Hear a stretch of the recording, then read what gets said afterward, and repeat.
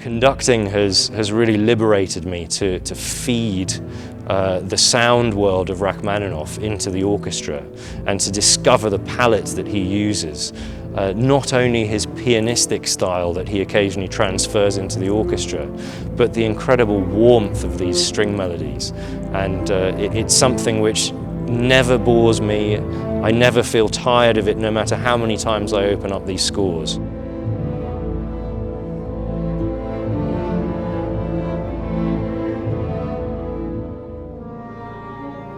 My name is Andrew Gourlay.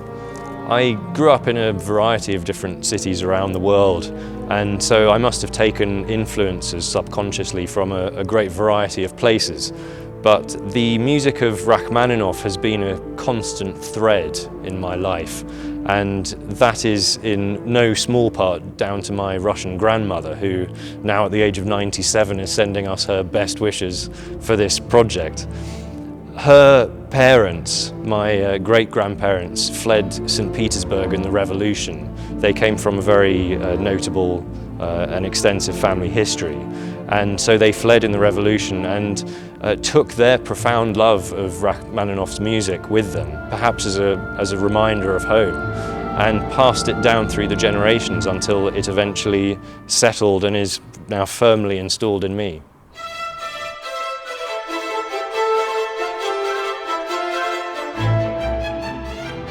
I'm the music director now of the Orquesta Sinfónica de Castilla y León, which is, I believe, not only one of the foremost orchestras in Spain, but truly becoming one of the great orchestras of the world, here in this spectacular concert hall, one of the great concert halls of the world as well. And so last year, on the 25th anniversary of this relatively young orchestra, I felt that now is the time to show off the orchestra to the world and show what we can do. One of the first pieces that I performed with the orchestra was the Rachmaninov symphonic dances, and I was so impressed with the way they captured his style of music that I thought, instead of going for some niche repertoire on our first disc together, that we really should use some major symphonic repertoire, and Rachmaninov seemed to me the way to go. So we're putting together this disc of Isle of the Dead by Rachmaninoff and the Second Symphony. And I really hope to be able to use especially the way in which the orchestra plays the Second Symphony, a piece which so many people around the world know intimately, to prove the level at which this orchestra can play.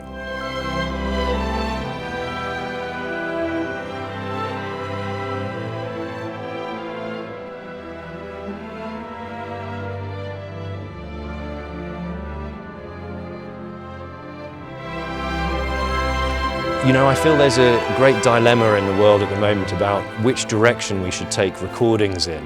A lot of orchestras are still finding their best approach is to record quite unusual niche repertoire which hasn't been recorded much in the past. Of course, there's still a market for some modern music which hasn't yet been recorded at all. But I felt that our challenge here with the orchestra was to show off what we can do. And what better way than to do that in the core symphonic repertoire. And so Rachmaninov for me really was a way to show the strengths of this great symphony orchestra. And I've chosen two works in different styles, I would say, within the Rachmaninov realm. The Isle of the Dead brings out so much of the darkness that we hear in some of his pianistic writing. I had a great surprise experience of coming across one of the versions of the Berkelin painting that inspired Rachmaninoff whilst I was wandering around New York. And it had a great effect on me. I can see how it inspired such music in Rachmaninoff. And I think the detail and the orchestral skill of our orchestra here really comes across in that. But then the Second Symphony, the fact that people the world over know and love this music, I think it's a great opportunity for us to allow our orchestra to shine and to show the level that they play.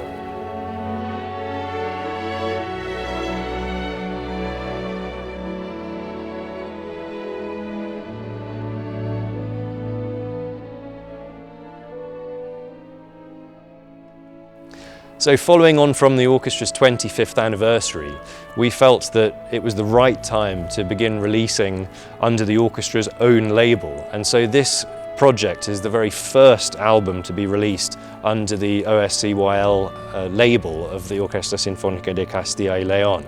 And I hope it will be the first of many successful projects in future, and that the orchestra will have the opportunity to shine and to grow as they continue to develop past these first brilliant 25 years.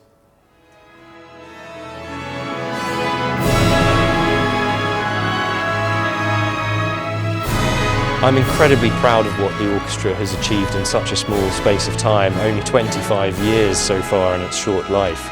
And although I'm very well aware of the exceptionally high quality of these musicians, and Spain is in the majority extremely well aware of their talents as well, our next challenge is to take the orchestra further afield and to broadcast it around the world.